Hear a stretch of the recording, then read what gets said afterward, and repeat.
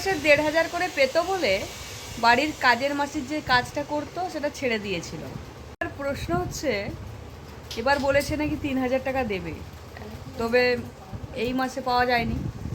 তো যদি না পাওয়া যায় তো সে কি কাজের মাসির কাজটা করবে? তো তার মুখ থেকেই আপনারা শুনে নিন। না, আমি আর কাজ করবো না, কারণ আমি তো আবার ১,৫০০ আরও এক্সট্রা পাবো, ৩,০০০ টাকা করে পাবো। দেবে বলে কনফার্ম আপনি? যতদিন না দিচ্ছে ততদিন থাকি, তারপরে ২-৩ মাস পর থেকে দেখা যাবে। যদি নাই দেয় তাহলে আবার কাজে জয়েন করবো। আমার যা কাজ, কি কাজ?